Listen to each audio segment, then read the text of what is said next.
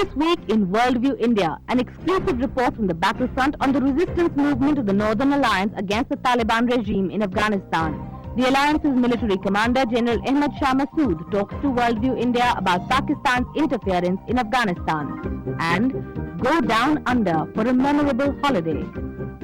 Hello and welcome to Worldview India. Before we take a look at our main stories, let us consider the week that was. On Tuesday, Pakistan's deposed Prime Minister Nawaz Sharif was sentenced to life imprisonment. The special court found him guilty of terrorism and hijacking. However, 6 other accused were acquitted. Both the prosecution and the defense are to appeal against the verdict.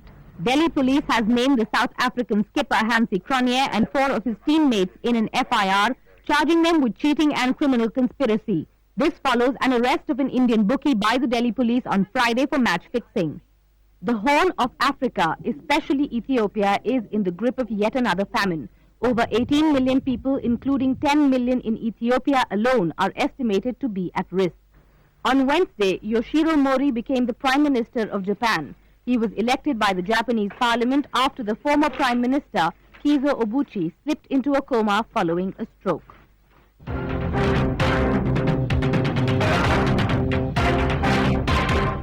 Afghanistan is a country tragically in the grip of civil war for quite a while.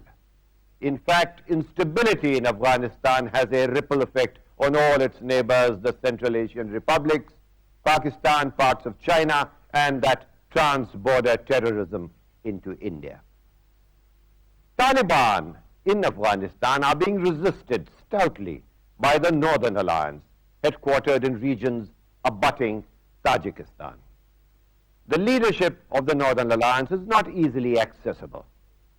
Worldview India's special correspondent, V.K. Shashikumar, visited the Supreme Commander of the Northern Alliance, Ahmad Shah Masood, in his northern hideout. Before we bring you excerpts of the interview with Masood, let us take a look at the way the Taliban are being resisted by the Northern Alliance.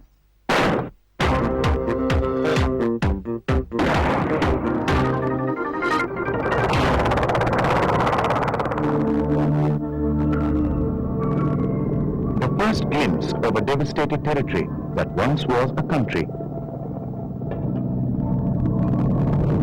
Afghanistan. Now known for the fundamentalist Taliban regime in Kabul, narcotics and terrorist bases. But we are flying over a part of Afghanistan we know about, an area from where the non-Taliban forces, the Northern Alliance, is waging battle against the Taliban across numerous front lines. While the Taliban claims to control 90% of Afghan territory, the Northern Alliance claims to have greater popular support and control over more area than the Taliban is willing to admit. The alliance, with a dominating presence deep inside Taliban territory, is an umbrella body of Pashtuns, Tajiks, Uzbeks and Hazaras. The Taliban, on the other hand, purports to represent only the Pashtuns. It is from settlements like the ones below that the alliance functions, and it's recognized by both the UN and the international community of nations as the legitimate representative of the Islamic State of Afghanistan, headed by President Rabani. The shadow of the chopper traces a smooth path to the Panjshir Valley, the operational headquarters of the Northern Alliance, although the start of this journey was anything but smooth.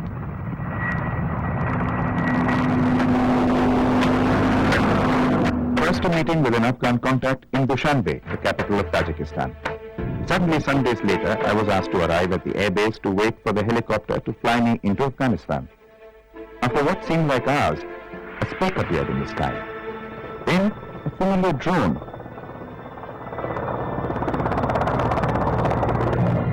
I was on my way.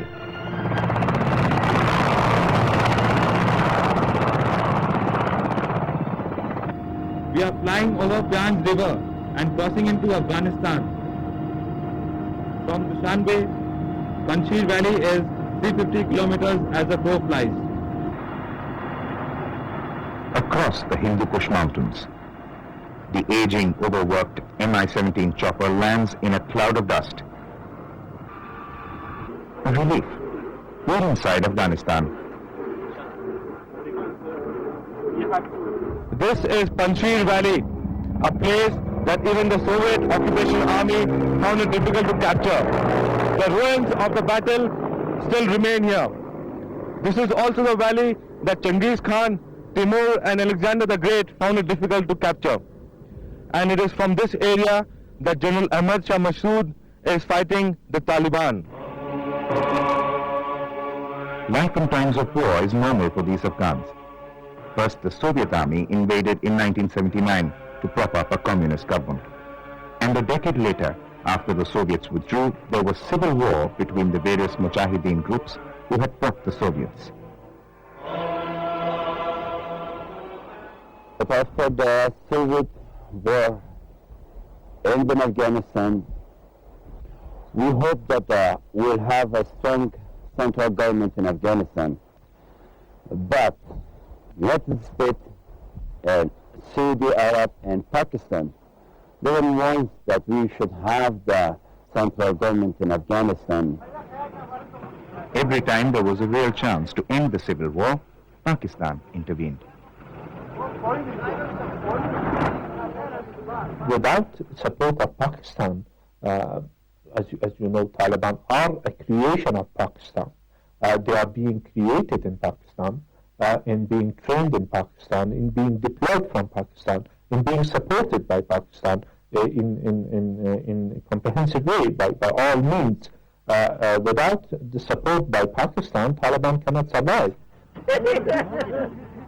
Pakistan's game plan was to install a friendly puppet regime in Kabul. So they created the Taliban, an extremist, fundamentalist student militia, which made Kandahar its base and started a military campaign to establish its rule over the country. It was to fight the Taliban that the disparate Mujahideen groups then united under the banner of the Northern Alliance. در طول قدر وقت بیخی اشکار معلوم بود که اگر یک حرکت از یک قسمت وطن ما پیدا می شد و رهبری پاکستان در پشت سرش نمی بود، کمک پاکستان پشت سرش نمی بود، قدم به قدم جنرالای پاکستانی و آیسای این حرکت دنبال نمی که اصلا 4 تا ملایی که مدرسه خواندن و تعلیمات اسلامی داشتن اولا نمیتونستن که The Pakistani army and its secret service, the Inter-Services Intelligence, or ISI, recruited and trained young Afghans in centers known as markaz. They were trained to use sophisticated weapons and indoctrinated with fundamentalist ideas. Like this Taliban prisoner in the custody of the Northern Alliance. Yes, I'm Taliban. But where were you captured? No, I'm not in my country is Kandahar. Yeah. I captured that 8 months ago. Yeah. Where? In Jabal Siraj. These Mujahideen say the Taliban will meet the same fate as the Soviet occupation army. The remains of that battle can be seen everywhere. Some put to good use, like this clothesline.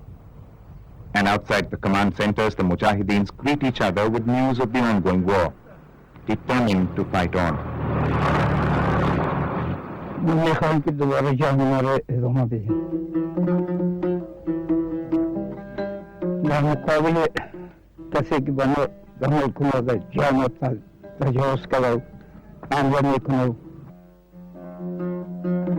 Each passing day is witness to bizarre contradictions. The rebuilding of a bridge keeps pace with tank training maneuvers, and children walk home to the drums of soldiers going to the front line. These soldiers are never out of their battle fatigues. As they check their Kalashnikovs, the tanks are lined up for the assault. This is a four-man's war. It calls for innovation. This tank is fitted with the gun pods of a helicopter gunship. Across the mountains is the target, Kabul, and the fortified positions of the Taliban.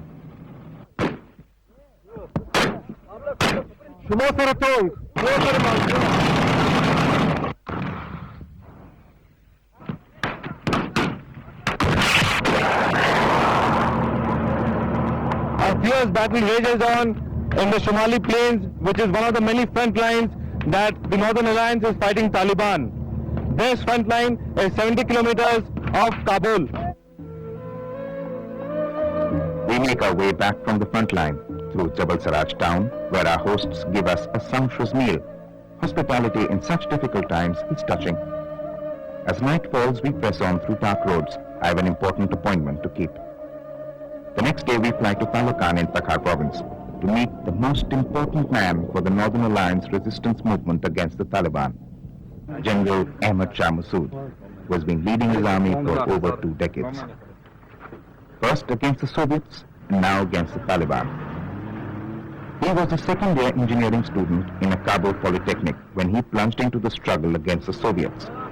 The Taliban either want this man to surrender, or they want him dead. But Masood is a wily strategist, always on the move, never staying at one place for more than 2 hours and sleeping for an hour periodically. We met him in a secret location for this exclusive interview.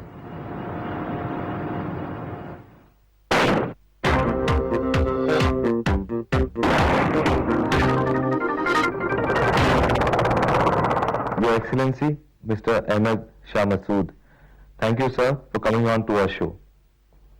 I would like to begin this interview by asking you, why does the Taliban regime want you to join its government? In the past, Taliban's motto was that each and every group should put its guns down and surrender. But when they realized that they could not pressurize the other groups by threatening them or defeating our troops in the front, they changed their stand and invited us to join their government. We've had a clear stand in the past, and the same continues in the present. We said earlier that the Afghan issue cannot be resolved through war. It's better to resolve the issue of Afghanistan through negotiations.